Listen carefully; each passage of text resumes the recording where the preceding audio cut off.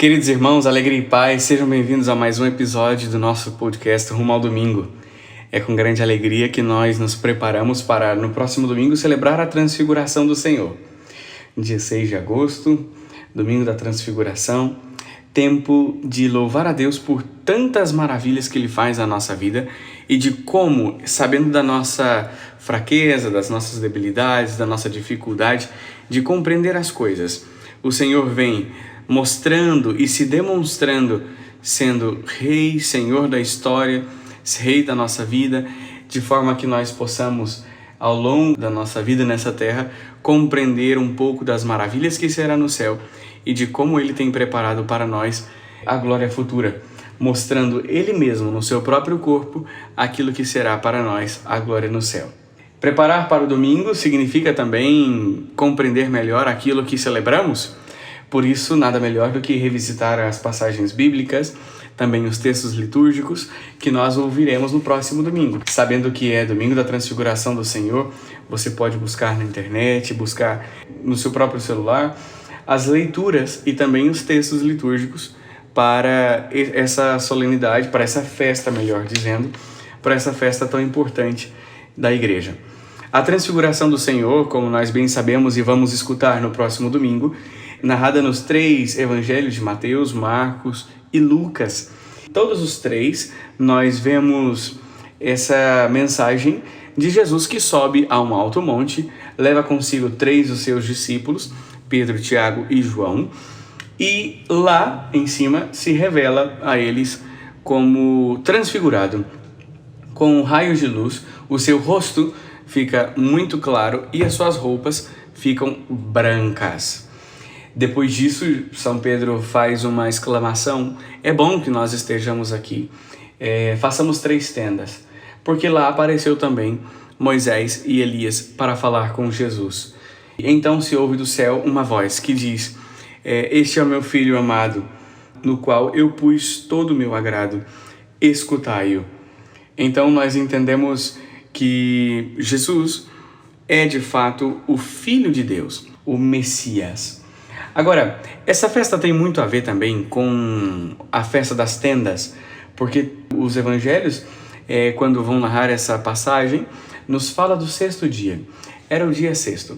E isso era para relacionar com a festa das tendas, que era uma festa de maior cunho messiânico que tinha no judaísmo. E o que eles faziam era esperar ainda mais o Messias. Mas, às vezes, o povo judeu tinha uma concepção de Messias que era bastante nacionalista, né? De que viria um Messias que seria o Salvador, alguém que salvaria o povo, mas não do pecado, mas uma salvação que fosse política. Por isso, Jesus foge dessas situações e dessas reuniões, ainda mais sabendo que ele já tinha uma certa aclamação enquanto aquele que fazia milagres, e algumas pessoas esperavam já em Jesus que ele fosse salvar o seu povo enquanto um salvador político. Por isso Jesus sobe ao monte, e lá no monte o que acontece nessa transfiguração é que nós, ao celebrarmos e ver Jesus sendo transfigurado com os olhos da nossa fé, nós podemos pensar em 2 coisas. Em primeiro lugar, aquilo que ele é de fato o Messias, o Filho de Deus, porque nós escutamos isso do próprio Deus, que de sua voz que saía da nuvem. Nuvem tem tudo a ver também com, por exemplo, a nuvem que cobria o Monte Sinai, ou seja, a presença, a manifestação de Deus desde a época de Moisés. Aparecer ao lado de Jesus, Moisés e Elias significa uma confirmação do messianismo de Jesus a partir da lei, representada por Moisés, e também dos profetas, representado por Elias. Nós podemos lembrar muito bem da história de Moisés e Elias e perceber que na história de ambos aparece um monte. E esse monte é o lugar onde se encontram com Deus para a manifestação de Deus. Moisés, o Monte Sinai, quando aparece, por exemplo, os 10 mandamentos e tantas outras vezes, mas também Elias com o Monte Carmelo, o lugar onde também falava com Deus e onde habitou durante uma época e rezava e tinha esse momento de intimidade com Deus. Jesus também sobe ao monte e neste monte aparecem esses dois homens para testemunhar em nome da lei e em nome dos profetas, ou seja, em nome do Antigo Testamento, quem é Jesus. Graças a Deus por isso, porque também faz com que os apóstolos, aqueles que viram Jesus sendo transfigurados, que eles conheçam realmente quem ele é, sendo ele Deus, e quando vissem Jesus pregado na cruz, não pudessem se escandalizar ou perder a fé ou perder-se no meio do caminho. Mas sabendo que ele era Deus, sabiam também qual seria o desenrolar de toda essa história, a ressurreição e a nossa própria salvação. Por isso, meus irmãos, na oração coleta do próximo domingo nós vamos ler assim: Ó Deus, que na gloriosa transfiguração do vosso Filho confirmastes os mistérios da fé pelo testemunho de Moisés e Elias, como já havíamos comentado, o testemunho da lei e dos profetas, e manifestastes de modo admirável a nossa glória de filhos adotivos, a glória que nós receberemos no céu, a glória da ressurreição, do qual Jesus é o primeiro. Então, ao celebrarmos o Cristo transfigurado, celebramos também a nossa transfiguração, a glória do nosso próprio corpo, da nossa realidade humana, que também foi assumida por Jesus e agora transfigurada. Ou seja, celebrar a transfiguração de Jesus é simplesmente celebrar o primeiro, a cabeça, e nós, o corpo, também seremos transfigurados na glória do céu. Por isso fala desses filhos adotivos. Concedei aos vossos servos e servas ouvir a voz do vosso Filho amado, já que o próprio Deus nos disse: Este é o meu Filho amado, escutai-o, e compartilhar da sua herança. E aqui compartilhar da sua herança significa compartilhar da sua glória. Por isso, meus irmãos, na primeira leitura, nós ouviremos do livro de Daniel, capítulo 7, a profecia que nos fala do Filho do Homem. Jesus também, muitas vezes, fala de si mesmo, falando do Filho do Homem, para lembrar dessa profecia. Uma profecia que tem um sentido escatológico, mas sobretudo um sentido espiritual. O messianismo do Filho do Homem não é o messianismo político, mas é o messianismo espiritual.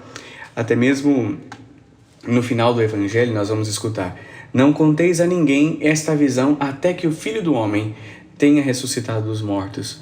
Jesus mesmo, no Evangelho do próximo domingo, vai se chamar de Filho do Homem, fazendo referência à primeira leitura de Daniel que escutaremos. De fato, nós ouviremos na segunda leitura o testemunho do próprio São Pedro. São Pedro falando sobre este testemunho, porque ele mesmo viu a glória de Deus, ele mesmo viu o que acontece com Jesus e o que acontecerá com todos nós se seguirmos Jesus de todo o coração. É por isso que São Pedro, mesmo nas dificuldades, mesmo depois de tudo o que tinha visto e depois de tantas tribulações, é capaz de permanecer no Senhor, permanecer fiel ao Senhor, porque sabe a glória que o espera depois. Por isso São Pedro é chamado a confirmar na fé os seus irmãos, porque sabe, conhece em quem ele crê. Eu conheço em quem confiei. Por isso, nós também somos convidados, meus irmãos, a muitas vezes ao longo da nossa vida, nos momentos de neblina, nos momentos de escuridão, nos momentos em que o sofrimento bate à nossa porta, nos momentos em que parece que já não há mais solução, a olhar para Jesus e ver que é simplesmente um tempo de passagem, de provação, de uma noite escura, que logo o sol virá e brilhará. Veja, o rosto de Jesus brilhava, também o nosso brilhará. Como o de Moisés também brilhou ao estar em intimidade com Deus. Como também o rosto dos anciãos, aqueles anciãos do Apocalipse que adoram o Senhor, brilha pela sua intimidade e por estar na presença de Deus. Assim, nós também, mesmo nas dificuldades dessa vida, mesmo nas dores que sejam necessárias passar nesta vida, nada disso permanecerá, tudo passará e nós viveremos a glória celeste. A promessa de Deus é grande e saber que Ele transfigurou, que Ele é o Messias, que Ele é o Filho de Deus, é saber de que Ele é fiel para cumprir as promessas, que Ele não deixará o seu povo desapontado. Depois, na preparação das oferendas, nós escutaremos: santificai, ó Deus, estas oferendas, as nossas oferendas, pela gloriosa transfiguração do vosso Filho, e purificai-nos das manchas do pecado no esplendor de sua luz. A luz de Cristo que reflete a partir do seu rosto é também essa luz que afasta o pecado do homem. Imagine, por exemplo, quando Moisés volta descendo do Sinai e o seu rosto está transfigurado ou reflete luz. Aquele povo pedia: por favor, ponha um véu para que nós possamos estar na sua presença e te ouvir e falar contigo. Por isso Moisés utilizava um véu, porque essa luz, de fato, ela será incômodo para aqueles que permanecerem no pecado depois da sua morte, e por isso pedirão: por favor, deixa-me afastar de você, ou por favor, ponha um véu. Não quero estar diante de Deus, porque essa luz incomoda. Por isso, meus irmãos, é necessário que nós tenhamos claro a necessidade no nosso coração de transformação e purificação, pedindo sempre a Jesus que nos ajude a purificar pela sua luz aquilo que é escuridão e trevas na nossa vida, as trevas do pecado, para que assim, quando chegar os fins dos tempos, quando nós estivermos na glória dos céus, quando nós estivermos no nosso juízo particular, assim que morrermos, nós não tenhamos rechaço à luz, mas tenhamos o desejo de estar junto da luz. Para isso, é preciso purificar ainda nessa vida o nosso coração, o nosso olhar, a nossa mente, a nossa alma. O prefácio do próximo domingo é um prefácio próprio do mistério da transfiguração e é quase uma catequese, e vale muito a pena você também dar uma olhada, meditar, rezar sobre ele, que diz o seguinte: Jesus manifestou sua glória e fez resplandecer seu corpo, igual ao nosso. Veja, corpo igual ao nosso, para que os discípulos não se escandalizassem da cruz. Corpo igual ao nosso significa que depois, quando nós morrermos, também seremos glorificados como Jesus foi glorificado. E é por isso que aparece aqui igual ao nosso. E aqui fala mais uma vez do escândalo da cruz, para que seus discípulos não se escandalizassem da cruz. Isso significa que os discípulos, se não reconhecessem a divindade do Mestre na cruz, poderiam pensar: já não há mais solução. Este homem simplesmente foi um charlatão que nos iludibriou com as suas palavras bonitas, doces, mas agora está pregado na cruz e não há mais solução. Vamos seguir a nossa vida. Mas ao ser transfigurado diante dos seus discípulos, Jesus se revela a Deus. Então há sempre uma esperança no coração dos apóstolos e dos discípulos. Depois que Jesus morre, ele ressuscitará. Alguma coisa vai acontecer. A morte dele não foi o fim. Por isso, para que não se escandalizassem da cruz, aqui aparece a transfiguração de Jesus. E continua: desse modo, como cabeça da igreja, manifestou o esplendor que refulgiria em todos os cristãos. Esplendor que refulgiria em todos os cristãos. Por isso, o sentido do igual ao nosso, um corpo igual a nosso, porque refugirá também em nós essa graça da luz de Cristo, à medida em que nós vamos nos aproximando de Deus. Assim também, depois da comunhão, quando comungarmos e formos convidados pelo sacerdote a orar, escutaremos essa oração: ó Deus, que o alimento celeste por nós recebido nos transforme na imagem de Cristo, cujo esplendor quisestes revelar na sua gloriosa transfiguração. O Senhor nos revela o seu esplendor para que nós tenhamos claro: nós temos um Deus presente conosco, e esse Deus é o primeiro, o primogênito, é também aquele que vai adiante, que inaugura essa nova realidade da glória, da ressurreição, da transfiguração, da luz. Por isso, nós também, celebrando o mistério da transfiguração do Senhor, acreditamos e esperamos o dia em que nós também sejamos transfigurados, ressuscitados pela glória de Deus, porque fomos unidos a Ele pelo batismo e assim morremos com Ele, Passamos o momento da paixão, mas também teremos a glória. Por isso, cresce em nós, aumenta em nós a esperança. Mesmo que passamos por momentos de muitas dificuldades e tribulações, ao longo de toda essa vida, como dizemos no Salve Rainha, nesse vale de lágrimas, chegará o dia da glória celeste, o dia em que nós seremos também transfigurados com Deus e estaremos junto de Jesus, que nos precedeu nessa glória do céu.